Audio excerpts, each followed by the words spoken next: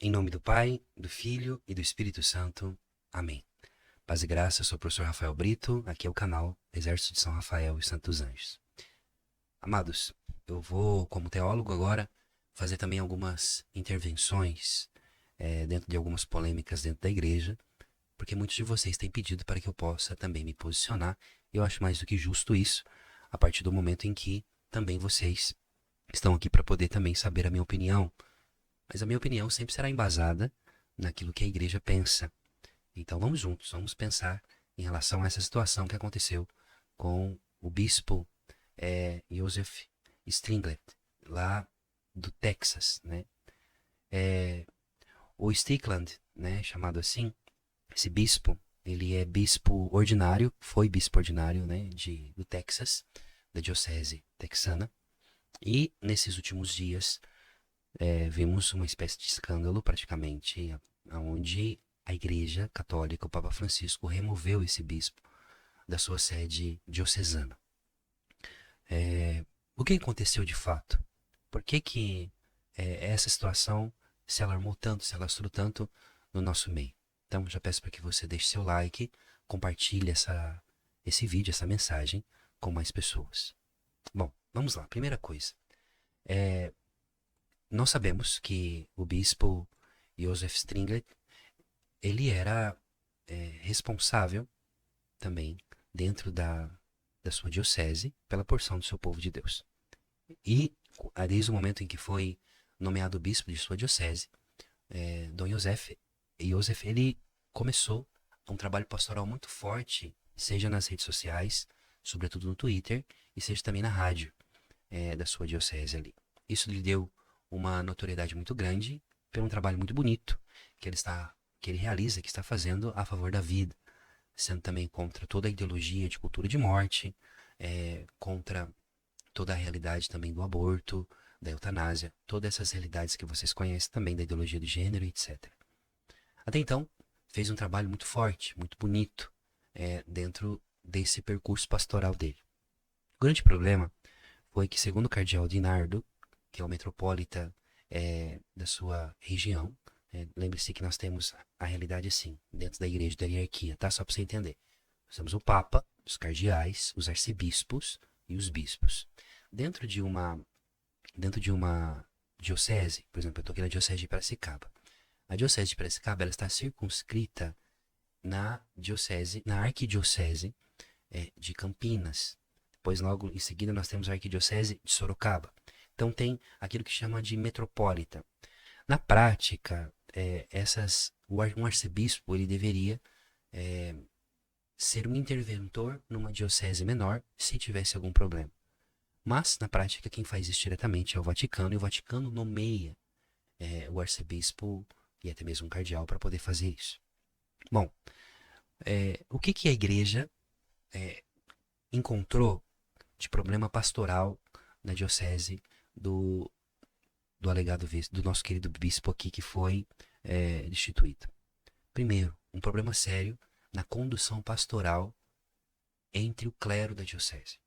O bispo era muito polêmico, e ok ser polêmico, tem que ser mesmo, mas não conseguia reunir em torno a si o presbitério. Então criou-se uma grande cisão entre o presbitério daquela diocese e a porção do povo de Deus. Lembremos que a missão do bispo, segundo o Código de Direito Canônico e também as normas da ordenação episcopal, até mesmo do próprio rito, é que o bispo ele precisa de ser fiel e obediente à sé de Pedro, né, à cátedra de Pedro, ao sucessor, independente de qual papa for. Em segundo lugar, o bispo, ele além de conduzir o povo de Deus, ele é chamado também a poder cuidar, zelar pela unidade da igreja particular, a igreja local, que é a sua diocese, em comunhão com a igreja universal, que é a igreja de Roma, né? Outras igrejas particulares, fazendo parte também das conferências episcopais. Lembremos que uma conferência episcopal, ela é um colegiado consultivo e não tem, vamos dizer assim, uma autoridade direta na diocese. Quem tem autoridade direta numa diocese é a congregação dos bispos, né, que está no Vaticano. Bom, o cardeal Daniel Nicholas Dinardo, ele é arcebispo de Houston, ele fez uma nota onde ele observa que o bispo, o nosso bispo Joseph, né, ele recebeu uma visita apostólica, uma visita na sua diocese, nomeado pelo Vaticano, pela essa congregação dos bispos, do bispo Kander e o Monsenhor Dennis Sullivan, e também o bispo emérito Tucson, que é o Monsenhor de Tucson, o Monsenhor Geraldo Quinanças, né? E eles fizeram uma investigação exaustiva em todo o seu aspecto de governo e da guia da diocese, da qual a diocese de Tyler, no Texas, a qual o bispo ordinário era Joseph Strickland. Como resultado dessa visita, ele prossegue na nota, o cardeal, né? Porque o cardeal tem que dar a resposta, seja para o Vaticano, seja também para o povo.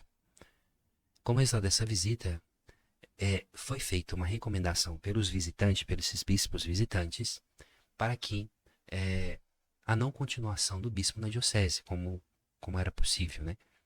Depois de alguns meses de atenta consideração, muitos meses se passaram, não foi assim, vamos tirar agora. Não, já faz muito tempo que o dicastério dos bispos e o Santo Padre tomaram a decisão de pedir a demissão do bispo. Então, quando um bispo ele é demitido de uma diocese, existe uma formalidade dentro da igreja onde o bispo ele escreve uma carta pedindo a demissão, colocando o cargo à disposição do Santo Padre. E é tranquilo. Então o Santo Padre pode aceitar como não pode aceitar. Mas nessa situação, em que se estava se tornando um pouco, segundo aqui o cardeal, insuportável, seja na porção do povo de Deus, seja também na igreja dos Estados Unidos, então a congregação dos bispos pediu a ele para que ele pudesse renunciar. Ele disse que não faria isso porque ele não poderia abandonar o seu povo. Até aí é um ato heróico dizer algo nesse sentido, mas o bispo ele é um servo da igreja. Ele é um servo de Deus e ele está debaixo de uma obediência. E ele disse que não ia renunciar e continuou fazendo aquilo que estava fazendo já, seja nas redes sociais, no Twitter. Uma coisa grave que o bispo publicou no Twitter foi que ele chegou a dizer no Twitter que o Papa Francisco estava, através do sino dos bispos, esvaziando o depósito da fé. Bom, falar do sino da sinodalidade, que eu particularmente sou completamente crítico a esse sínodo, porque esse sínodo é um sínodo pastoral, e diga-se de passagem, estão discutindo coisas que não tem que se discutir nesse sínodo, porque são razões doutrinárias, tem coisas que não é para ser discutidas. É um sínodo que é um circo praticamente, poderia dizer assim. Não vai dar em nada isso aí, né? Ninguém vai obedecer se sair alguma nota em relação a isso, nem o Santo Padre vai, por exemplo, escutar esses cardeais que falam sobre a ordenação de mulheres, porque isso já foi fechado as portas, enfim. É só rumores, é só barulho de marimbondo aí para poder deixar a igreja estável, infelizmente. Mas fazer uma acusação, um bispo fazendo uma acusação assim, direta, confrontada, publicamente, numa rede social, onde você o que escreve é interpretado de várias formas, cria-se uma instabilidade no povo de Deus e até mesmo na realidade da igreja. Então, ele atacou o Papa Francisco em várias vezes na sua posição, nas questões sociais, né? E ele continuou no seu trabalho. Então, o que aconteceu depois? Né? O que se vê dentro dessa realidade? O Papa tira, então, esse bispo das suas funções, suprime ele, tira ele da... E agora ele vai dizer depois, em um jornal americano, ele dirá, olha, eu não sei como que é viver como ex-bispo da diocese, de uma diocese. Bom, muitas pessoas estão comparando o bispo de Tyler como o Padre Pio, que foi perseguido. Mas deixa eu dizer uma coisa para você. O Padre Pio, quando foi perseguido, na época, sob a jurisdição de São João XXIII, ele ficou em silêncio. Ele obedeceu. O que aconteceu nessa semana? depois que o bispo foi destituído do seu cargo, ele foi até a sede, na frente da sede da Conferência Episcopal Americana, para rezar o terço. E colocou isso no Twitter, colocou isso nos jornais, de joelhos, ali rezando. A pergunta é, por que isso? Será que obedecer silenciosamente, esperar também em Deus, confiar no Senhor, não seria um testemunho muito maior? Agora, o Papa Francisco, o Papa Bento XVI, São João Paulo II, Paulo VI, João XXIII, Pio XII, Bento XV, né? Leão XIII, Papa Pio X, né? Pio XI. Todos esses papas, o sumo pontífice, pelo Código de Direito Canônico, ele tem a autoridade de remover de uma diocese um bispo que, aos olhos da igreja, está dando problema. Que problema que você pode perguntar? Que problema que esse bispo estava dando? Internamente, divisão, separação do clero, não conseguindo governar, problemas administrativos na diocese. Publicamente, maravilhoso. Descendo a linha no aborto mesmo, indo contra toda a ideologia de gênero. Ok, tá tudo certo. Ele está fazendo mais do que a obrigação dele, graças a Deus, que teve a coragem. Isso é um mérito que nós não podemos tirar desse venerável bispo. Porém, na minha opinião, eu vejo como uma pessoa que não entendeu o seu lugar dentro da igreja. Agora o que vai acontecer? Esse bispo ficou famoso. A sua conta no Twitter cresceu muitíssimo. E ele continua ainda a propagar as suas ideias no Twitter e tudo mais. Está tudo certo, ele tem que fazer isso mesmo. Mas a pergunta que se faz é: isso é um bem para a unidade da igreja? Ou vai trazer mais divisão? Ou vai trazer também ainda mais pessoas que estão chegando na igreja que não compreendem essa realidade da catolicidade da igreja? É uma pergunta que se faz. Temos que continuar rezando pelo bispo, pelo papa, pela Santa Igreja, porque a igreja está em crise. Crise institucional, crise doutrinal, está em crise também de própria identidade. O que você mais vê nesse período são bispos que de alguma forma não sabem o seu lugar. Por exemplo, esses dias para trás, nós vimos aquele bispo, eu nem lembro o nome da diocese, para você ver como que foi tão importante essa nota. Mas você vai se lembrar de um bispo lá da região do Amazonas. Ele fez uma nota dizendo que na diocese dele ele não quer o Instituto Reset e não quer o Frei Gil. Vocês lembram disso? Primeira pergunta que eu faço, com todo respeito às pessoas da diocese, lamento por ter um bispo assim, sem noção. Mas ninguém conhecia esse cara. E ele ficou famoso por essa nota, porque depois, tá bom, você não quer, mas outras dioceses querem. Dioceses maiores, dioceses mais importantes até, vamos colocar aqui. Não que a porção do povo de Deus ali não seja importante. Mas saiu dizendo, nós seguimos a linha da sinodalidade do Amazonas. Veja como é perigoso essa ideia de sinodalidade, porque você sai da sã doutrina, da sã tradição, do magistério perene da igreja, para uma reunião de amigos e de documentos feitos agora. Não.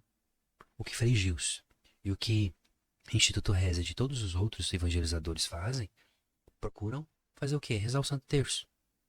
Ensinar o povo a voltar o coração para as coisas simples da vida, da oração. É só isso que acontece.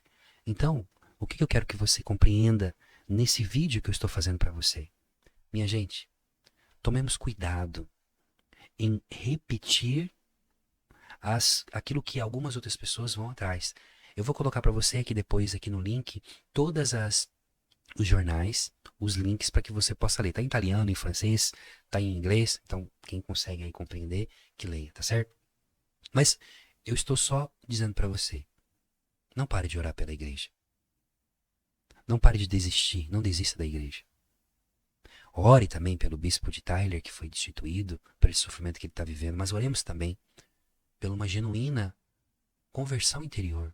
Porque aquilo que eu percebo, enquanto formador também, é um certo narcisismo.